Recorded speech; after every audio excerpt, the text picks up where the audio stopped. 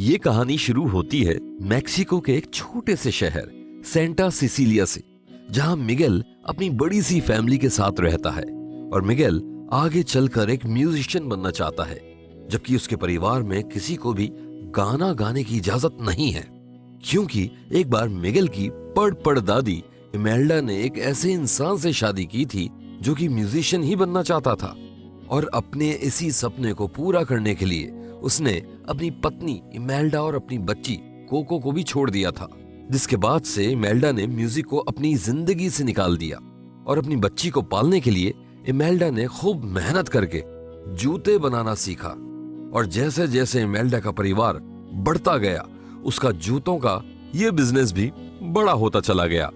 और आज मिगेल और उसका सारा परिवार सिर्फ जूते ही बनाता है। और इमेल्डा की बच्ची कोको यानी मिगेल की पड़दादी आज भी जिंदा है। इतनी पाबंदियों के बाद भी मिगेल को म्यूजिक बहुत अच्छा लगता है, और वो भी अपने आइडल एर्नेस्टो दे ला क्रूज की तरह एक बड़ा म्यूजिशियन बनना चाहता है।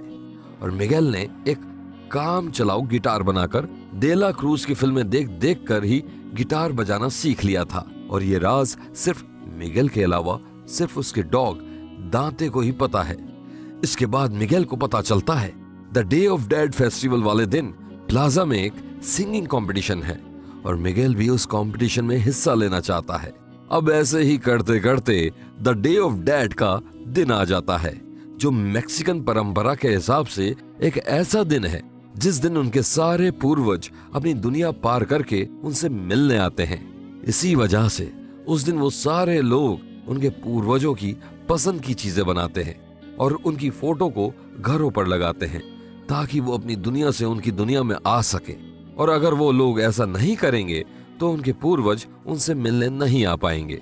इसके बाद हम देखते हैं मिगेल का डॉग उसके पूर्वजों के लिए रखे हुए खाने को खाने लगता है, जिसके बाद मिगेल उसे रोकने की कोशिश करता है। और इसी कोशिश में पड़ दादी इमेल्डा की तस्वीर गिरकर टूट जाती है, जहां मिगेल देखता है कि इमेल्डा के पति के हाथ में बिल्कुल वही सेम गिटार है जो दे ला क्रूज के पास है। और क्योंकि उसकी फोटो में इमेल्डा ने अपने पति का चेहरा फाड़ दिया था, इसलिए मिगेल को लगता है कि उसके पड़ दादी और कोई नहीं बल्कि उसके आइडल दे ला क्रूज ही है। ये बात जानने के बाद मिगेल खुशी से झूम उठता है और सारे परिवार के सामने ये ऐलान कर देता है कि उसे एक म्यूजिशियन बनना है। जिसके बाद उसकी दादी गुस्से में आकर उसका गिटार तोड़ देती है और मिगेल भी घर छोड़कर चला जाता है। इसके बाद वो सीधा पहुंच जाता है प्लाजा में, जहां सिंगिंग कंपटीशन होने वाला था, लेकिन गिटार के ना होने की वजह से वो कंपटीशन में हिस्सा नहीं ले सकता था। जिसके बाद मिगेल दे ला क्रूज की समाधि पर रखे उसके गिटार को चुराने का प्लान बनाता है, लेकिन उस गिटार को बजाते ही हम देखते हैं कि मिगेल इनविजिबल हो जाता है। जहां वो तो सबको देख पा रहा था, लेकिन उसे कोई नहीं देख पा रहा था। तभी मिगेल को वो सारे पूर्वज दिखाई देने लगते हैं जो अपने परिवार से मिलने आए हुए थे, लेकिन उन्हें देखते ही मिगेल डर जाता है, क्योंकि वो सिर्फ कंकाल के ही बने हुए थे। तभी दांते मिगेल के पास आता है और मिगेल को पता चलता है कि सिर्फ दांते ही उसे देख सकता है। इसके बाद मिगेल अपने पूर्वजों से मिलता है और वो सभी मिलकर मिगेल को अपनी दुनिया में लेकर जाते हैं, और दांते भी उसके साथ जाता है। अपने पूर्वजों की दुनिया में जाकर मिगेल हैरान हो जाता है, क्योंकि वो एक बहुत विशाल जगह थी जहां अलग अलग तरह के जानवर भी रहा करते थे। इसके बाद हमें पता चलता है कि उस दुनिया के अंदर सिर्फ वही लोग जा सकते हैं जिनकी फोटोज अब भी धरती पर किसी न किसी के पास मौजूद है। तभी हम वहां पर एक और इंसान को देखते हैं जिसका नाम हेक्टर था, और उसे भी अंदर जाने नहीं दिया जाता, क्योंकि अब धरती पर उसकी फोटो किसी के भी पास नहीं है। इसके बाद मिगेल सीधा जाकर मिलता है अपनी पड़ दादी इमेल्डा से, जहां इमेल्डा को पता चलता है कि मिगेल उसकी फोटो घर से लाया था, और इसी वजह से इमेल्डा अपने परिवार से मिलने धरती पर नहीं जा सकी। वहीं मिगेल को भी ये पता चलता है कि वो शापित है, और अगर वो सुबह सूरज उगने से पहले पहले वहां से नहीं गया तो उसे हमेशा के लिए वहीं रहना होगा। और वहां से जाने का बस एक ही रास्ता था, अपनी मम्मा इमेल्डा का आशीर्वाद लेना। लेकिन इमेल्डा उससे आशीर्वाद तभी देगी अगर वो म्यूजिशियन बनने का सपना छोड़ दे तो। इसके बाद मिगेल दांते के साथ वहां से भागकर अपने पड़ दादा डेला क्रूज को ढूंढने निकल पड़ता है। और अब मिगेल हर किसी से बचता हुआ वहां से निकल रहा था और वहीं उसके पीछे पीछे उसका परिवार भी उसे ढूंढने में लगा हुआ था। इसके बाद मिगेल की मुलाकात होती है हेक्टर से और उसे पता चलता है कि हेक्टर डेला क्रूज को जानता है। जिसके बाद वो दोनों एक डील करते हैं जिसमें हेक्टर मिगेल को डेला क्रूज से मिलवाने का वादा करता है और मिगेल उसकी फोटो वापस धरती पर ले जाने का वादा करता है।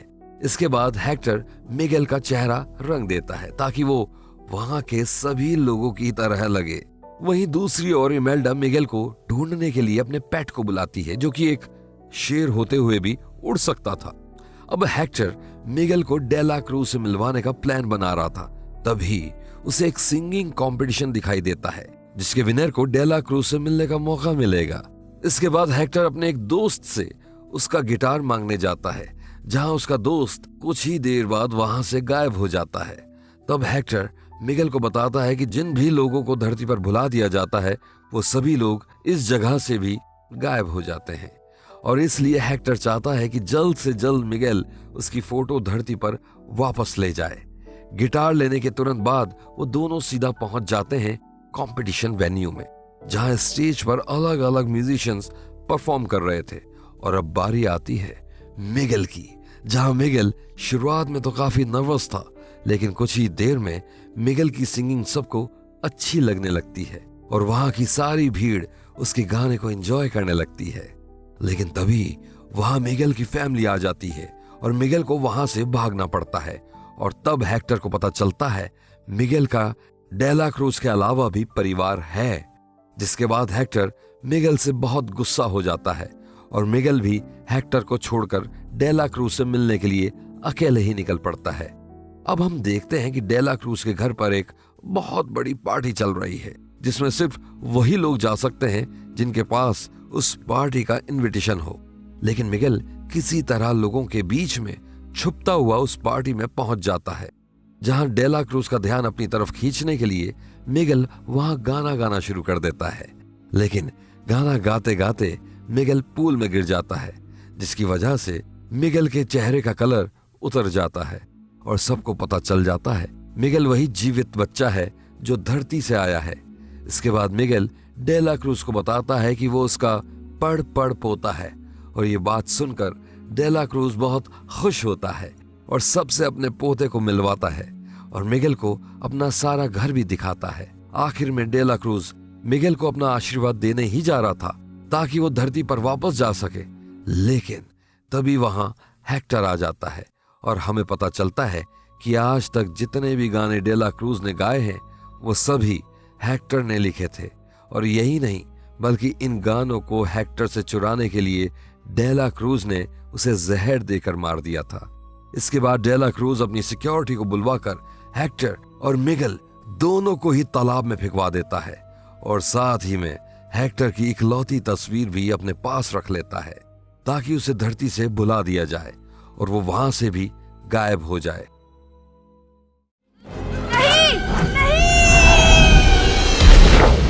इसके बाद तालाब से बाहर आकर मिगेल हेक्टर से मिलता है और तभी हम देखते हैं कि हेक्टर के गायब होने का सिलसिला अब शुरू हो चुका है। जिसके बाद हेक्टर मिगेल को बताता है कि उसकी बेटी कोको उसे अब भूलती जा रही है, इसलिए अब हेक्टर बहुत जल्द ही वहां से गायब हो जाएगा। तब मिगेल को समझ में आता है कि कोको और कोई नहीं बल्कि उसकी पड़दादी ही है और उसके असली पड़दादा डेला क्रूज नहीं बल्कि हेक्टर ही है। साथ ही में उस फोटो में भी जो गिटार था वो हेक्टर का ही था, लेकिन डेला क्रूज ने गानों की तरह उसके गिटार को भी चुरा लिया था। इसके बाद हेक्टर मिगेल को वो गाना सुनाता है जो वो अपनी बेटी कोको के लिए रोज गाया करता था कि तभी थोड़ी देर बाद वहां इमेल्डा पहुंच जाती है। जिसके बाद मिगेल इमेल्डा को बताता है कि कैसे हेक्टर तो उनके पास आना चाहता था लेकिन डेला क्रूज ने उसे जहर देकर मार दिया था। मिगेल इमेल्डा को यह भी बताता है कि डेला क्रूज के पास हेक्टर की एक लौती फोटो है और अगर वो उसकी फोटो को आने वाली सुबह से पहले पहले वापस धरती पर लेकर नहीं गया तो हेक्टर यहाँ से भी गायब हो जाएगा।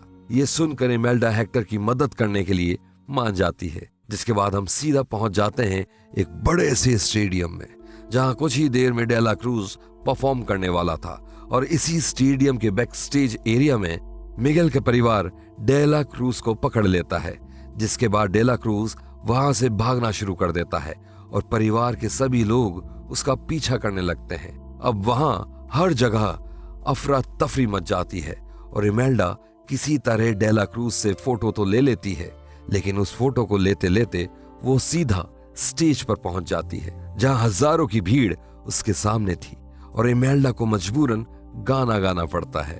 और परफॉर्मेंस खत्म होने के बाद इमेल्डा अपना आशीर्वाद मिगेल को देने ही वाली थी कि तभी वहां डेला क्रूज आ जाता है और मिगेल को हेक्टर की फोटो के साथ वहां से नीचे फेंकने की धमकी देता है।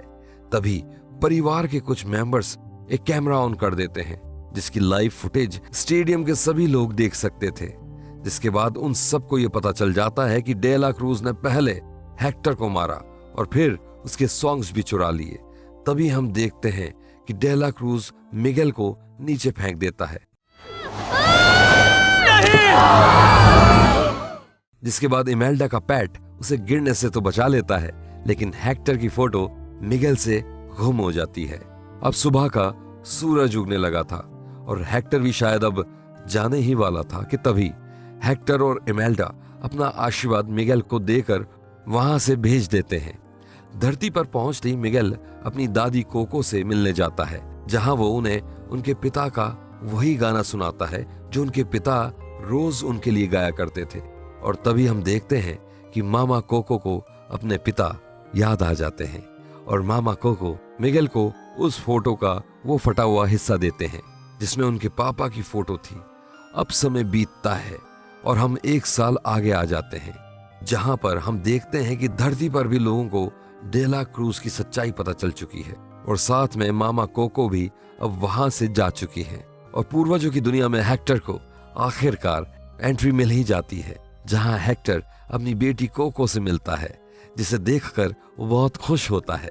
फिल्म के आखिर में हम देखते हैं कि मिगेल का परिवार भी उसके म्यूजिशियन बनने के सपने को स्वीकार कर लेता है। तो ये थी कोको फिल्म की सारी कहानी। आपको ये कहानी कैसी लगी हमें कमेंट्स में जरूर बताइएगा।